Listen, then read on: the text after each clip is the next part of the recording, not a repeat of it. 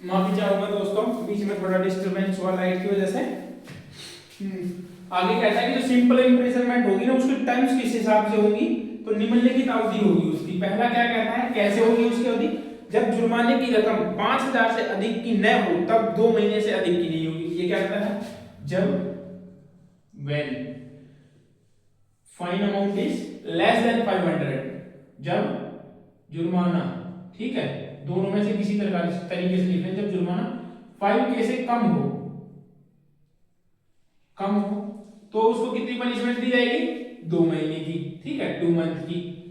ये जब कहता है जब सिर्फ किसी व्यक्ति को फाइन या कम्युनिटी सर्विस से दंडित किया गया तब की कंडीशन है ये। दूसरा कहता है जब किसी जुर्माना जो है 5 से अधिक, 5,005 से ज्यादा बट 10 से कम है, 10K से कम, तो उस कंडीशन में 4 मंथ। और उसके बाद कहता है 10,000 से अधिक, 10K से ज्यादा के मामले में, ज्यादा की यदि पनिशमेंट दी थी तो उसको कितनी पनिशमेंट दी जाएगी, मैक्सिमम 1 ईयर। 1 ईयर, तो 1 साल से ज्यादा की जो पनिशमेंट उसको नहीं दी जाएगी किसी भी कंडीशंस में।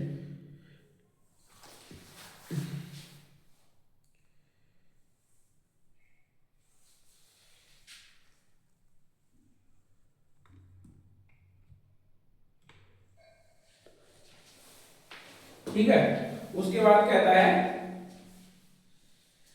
सी, अन्य दशा में 1 वर्ष से ज्यादा, अन्य दशा में मींस 10,000 से ज्यादा। उसके बाद 6 पे आते हैं। 6 पॉइंट क्या कहता है,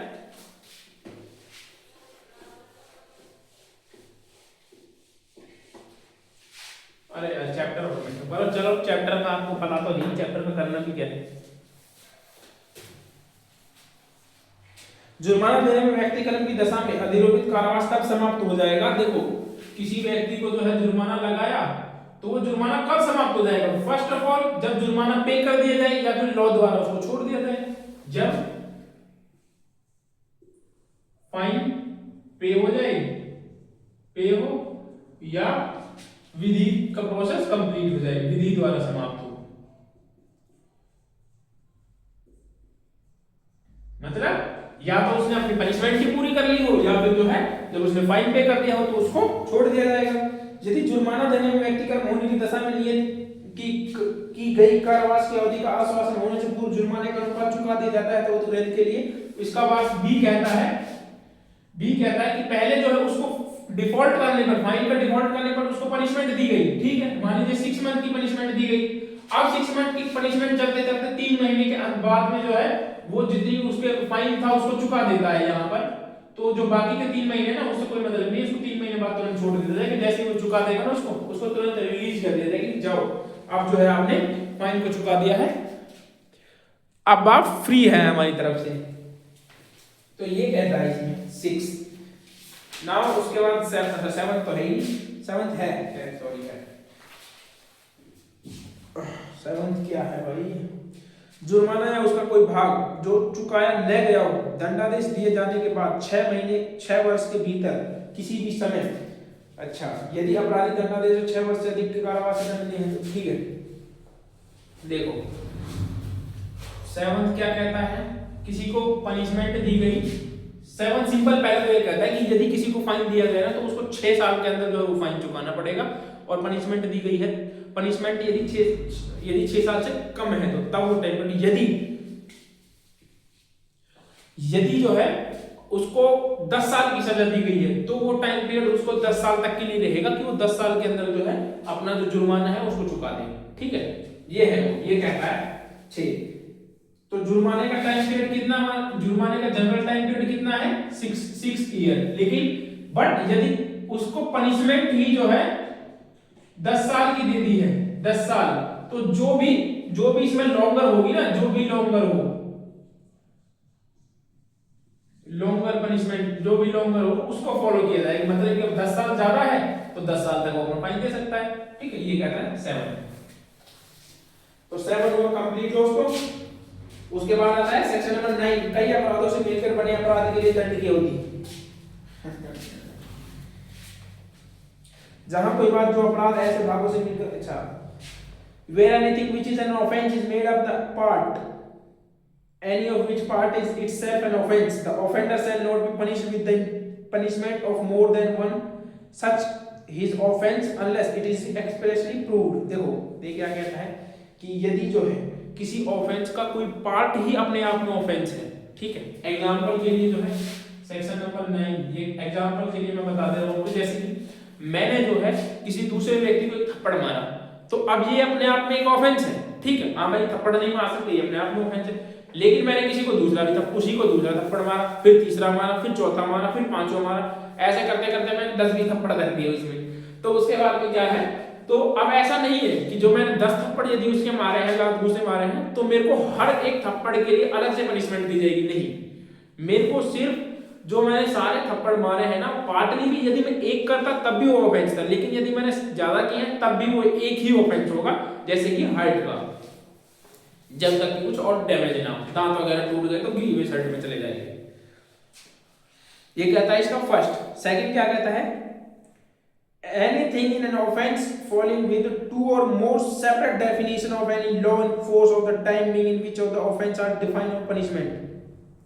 जहां जो है कोई ऑफेंस जो है दो या दो से अधिक जो है definition of law, any law, किसी कानून की परिभाषा में जो है दंडनीय है, जो कोई ऐसा एक्ट है जो दो या दो से अधिक जो लॉ या डेफिनेशन से उसमें फॉल कर रहा है, या फिर कोई कार्य जिसमें से स्वयं एक या एक से एकाधिक अपराध घटित होता है, मिलकर भिन्न भिन्न अपराध घटित करते हैं, या फिर जो मेरे एक्ट हैं वो अलग अलग अपराध घटित करते हैं, ठीक है।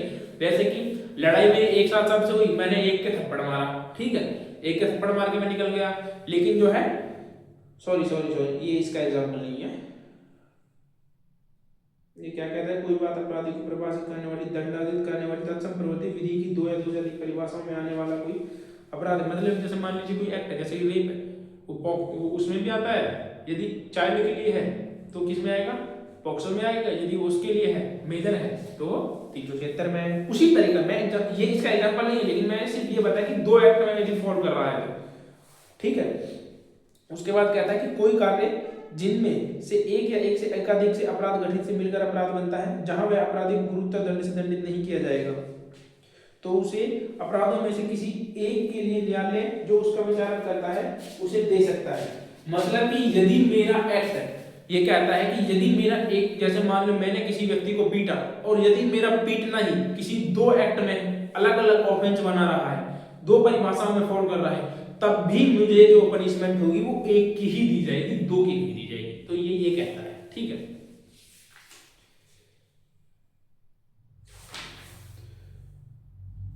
जैसे कि देखो एग्जांपल देखो, ए डी पर लाठी से 50 प्रहार करता है, यहां हो सकता है कि ए ने संपूर्ण मारपीट द्वारा उन प्रहारों में से प्रत्येक प्रहार द्वारा भी जिनमें से वह संपूर्ण मारपीट घटित हो, डी को स्वेच्छा उपति कारित करने का अपराध किया है।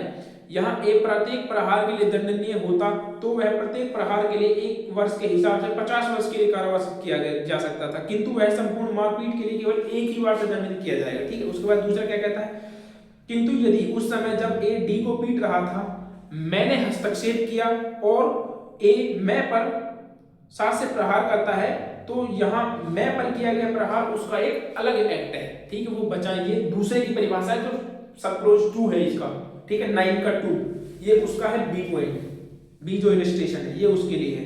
तो जो मैं उसको बचा रहा था, मैं को भी उसने लपेट दिया, तो ये जो है एक अलग एक्ट है। मान लीजिए कि ए और बी की यहाँ पर लड़ाई हो रही है, ठीक है, अब ये ए इसको पीट रहा है, लेकिन इसको बचाने के लिए सी आ जाता है, ये सी को भी लपेट देता है, तो ये एक्ट अलग है, इसके लिए अलग से दंडित किया जाएगा, लेकिन इसके लिए भी अलग से दंडित किया जाएगा। ये बात करता है।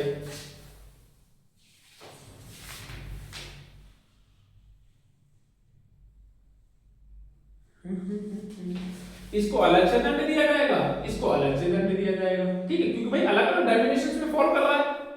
यदि कोई व्यक्ति अलग अलग डेफिनेशन में फॉल कर रहा है तो उसको दंड दिया जाएगा अलग अलग में। उसके बाद कहते हैं 10, सेक्शन नंबर 10, सेक्शन नंबर 10 में आप पढ़ लेना, इसमें कुछ भी नहीं है, पनिशमेंट ही है।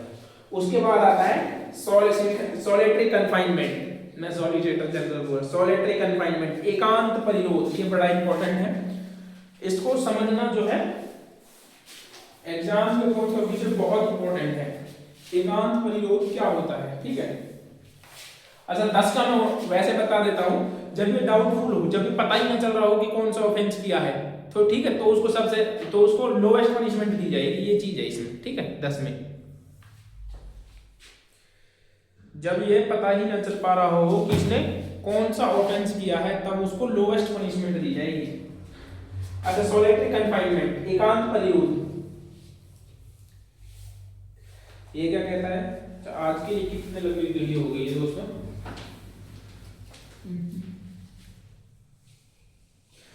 30 मिनट 35 मिनट की हुई है, चलो कर लेते हैं, एटलीस्ट 40-50 मिनट की वीडियो तो हो।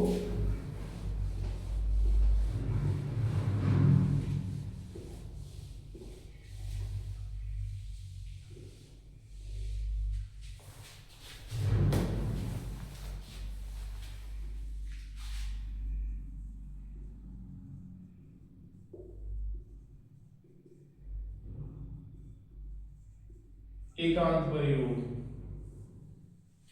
इसके इंग्लिश में बोलते हैं सॉलिटरी कंफाइनमेंट।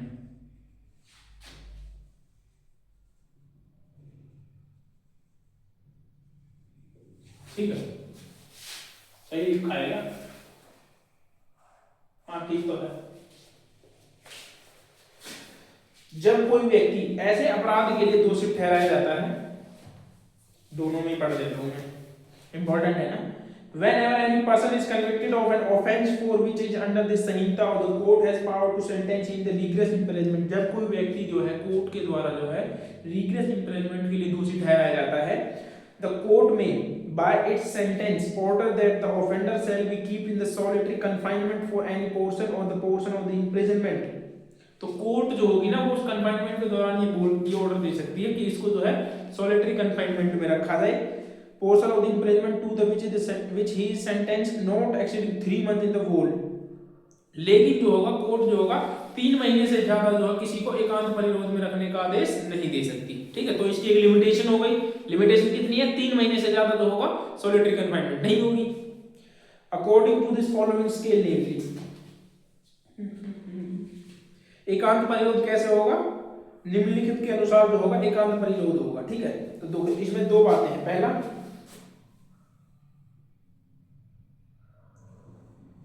पहला ये रिग्रेस इम्प्रिजनमेंट के मामले में लिखा जाए फर्स्ट, ये रिग्रेस इम्प्रिजनमेंट मामले में दिया जाएगा।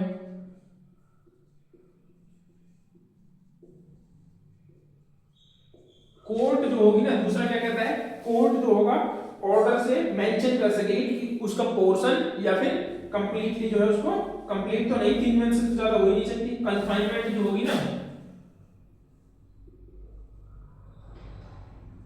कन्फाइनमेंट मैक्सिमम 3 मंथ, मैक्सिमम लिखा या फिर नॉट एक्सीड 3 मंथ, कुछ भी लिख सकते हैं। मैक्सिमम 3 महीने की हो सकती है। ठीक है, अब मजिस्ट्रेट अब उस 3 महीने को जो है किसी भी प्रकार से मजिस्ट्रेट देने का काम पोर्शन को बोल सकते हैं। मजिस्ट्रेट जो होगा अपने ऑर्डर में मेंशन करेगा, magistrate mention in order, magistrate अपने आदेश में लिखेगा कि पनिशमेंट कैसे दी जाएगी। पनिशमेंट ठीक है, पार्टली दी जाएगी, 1 हफ्ते के लिए पहले पे, 1 हफ्ते फिर एक, तो ऐसा नहीं है, पर 3 महीने से ज्यादा किसी भी कीमत पर नहीं होगी। उसके बाद कहता है कि किस रीति से होगी वो ये नीचे बताएंगे। यदि जो है इम्प्रिजनमेंट की अवधि 6 महीने से अधिक की नहीं है, यदि जो है इम्प्रिजनमेंट जो है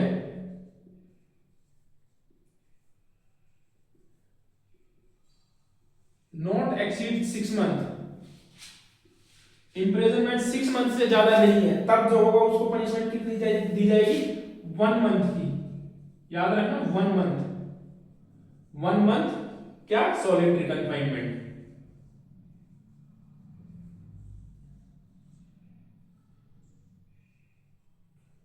तो 1 महीने से ज्यादा जो है उसको कंफाइनमेंट नहीं दी जाएगी यदि पनिशमेंट 6 महीने से कम की है तो। उसके बाद सेकंड क्या कहता है? सेकंड कहता है कि यदि पनिशमेंट जो है 6 मंथ से ज्यादा लेकिन 1 साल से कम है तो 2 महीने। Punishment more than 6 month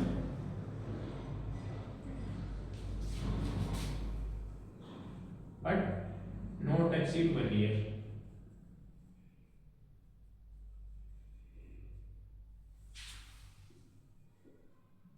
1 year. तब उसको कितनी दी जाएगी, तब कितनी दी जाएगी 2 मंथ की, 2 मंथ की सॉलिटरी कंफाइनमेंट दी जाएगी यदि पनिशमेंट 6 महीने से ज्यादा 1 साल से कम है तो। और यदि पनिशमेंट 1 साल से ज्यादा है, पनिशमेंट मोर देन 1 ईयर है, 1 ईयर है, तब जो उसको 3 मंथ की दी जाएगी। लेकिन 3 महीने से ज्यादा तो उसको दी ही नहीं जाएगी किसी भी कीमत पे। अच्छा, इसमें एक केस था, ये पुराने लॉ बुक्स हैं मेरे पास,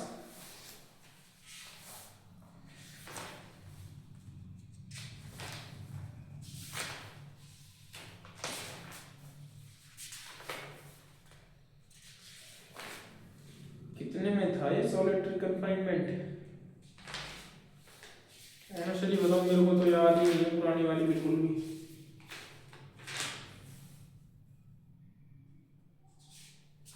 हाँ 74 में था।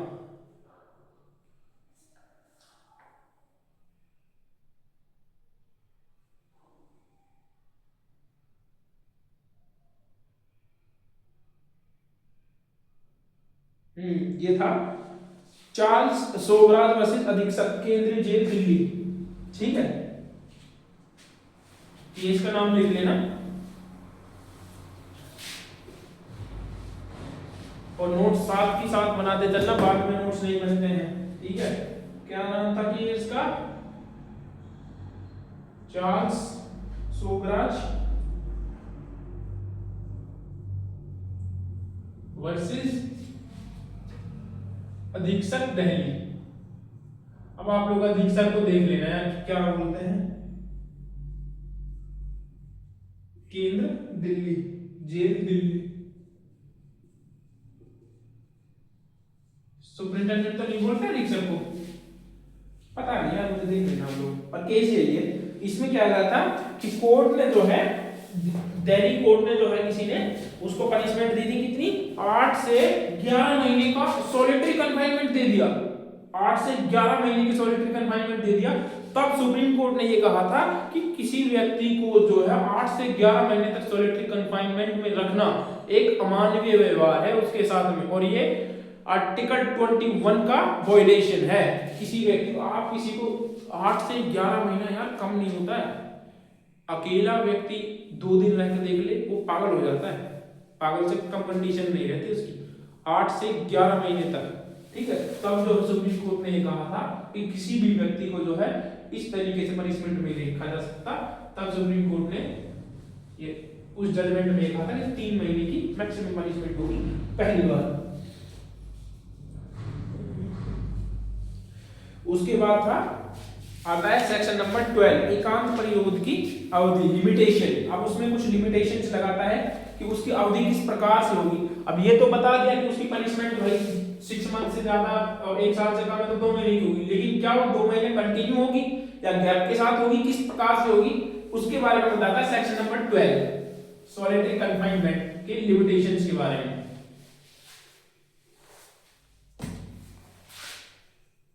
Section 12, limitation of solitary confinement.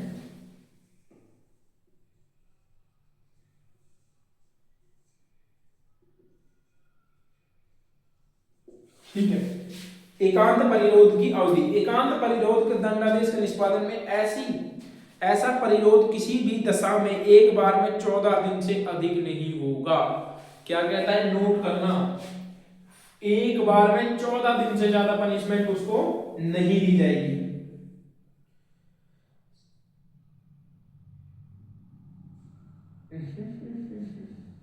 तो लिमिटेशन कितनी होगी, एक बार में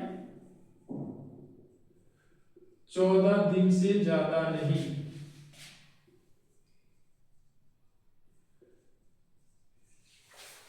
तो जो होगा उसको गैप के साथ दी जाएगी, मैक्सिमम कितना रख सकते हैं एक बार में 14 दिन, ठीक है। उसके आगे क्या कहता है, साथ ही ऐसे एकांत परिरोध की कालावधि के बीच उन कालावधियों से न्यूनतम अंतराल होंगे, और जब दिया गया कारावास 3 महीने से अधिक हो, जब कारावास जो है उसको 3 महीने से ज्यादा का दिया गया है, ठीक है, टोटल रिग्रेस इम्प्रिजनमेंट की वो सॉलिटरी कन्फाइनमेंट की कारावास की बात नहीं कर रहे हैं, यहाँ पर 3 मंथ ही टोटल कारावास की बात कर रहा है। और संपूर्ण कारावास की किसी एक मास में एकांत परिरोध 7 दिन से अधिक नहीं होगा। साथ ही एकांत परिरोध की कालावधि के बीच कालावधि के न्यूनतम अंतराल होंगे। तो ये कहता है कि एकांत जो 1 महीने में एकांत परिरोध होगा ना, 1 मंथ में 7 डेज, ठीक है। जब कब की बात करता है, जब पनिशमेंट 3 महीने से ज्यादा है तब के लिए है 7 डेज। और 7 डेज के एकांत परिरोध दे दिया है ना, तो इसके बाद में उसको 7 डेज का रेस्ट लगा लो या फिर 7 डेज तक उसको नॉर्मल रखा जाएगा। 7 डेज सॉलिटरी कन्फाइनमेंट और इसको ये नॉर्मल जेल में, मतलब सभी लोगों के साथ में रहेगी। ऐसा नहीं कि आप एक साथ में, मतलब उसको गैप के साथ में। आप मैक्सिमम तो 14 दिन तक ही रख सकते हो, लेकिन उसको 7 दिन का यदि आपने रखा है तो 7 दिन का फिर गैप देकर फिर आप 7 दिन रखोगे, फिर 7 दिन का गैप दोगे। इस तरीके से जो है आपको सॉलिटरी कन्फाइनमेंट देनी है। ये नहीं है कि 3 महीने में यदि किसी को दिया 3 महीने की मैक्सिमम आपको सॉलिटरी कन्फाइनमेंट दे दी तो आप जो उसको 3 महीने तक पनिशमेंट दे दोगे एक साथ ही, नहीं भाई, वो मर जाएगा। ह्यूमन नेचर है भाई, तो इसलिए इसका ध्यान रखा गया है।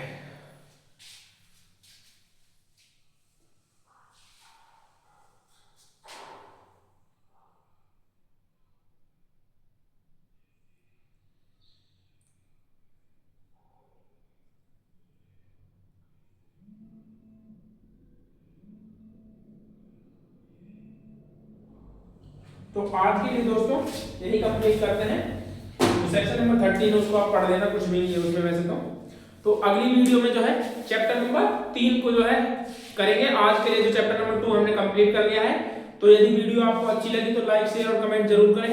मिलते हैं नेक्स्ट वीडियो में।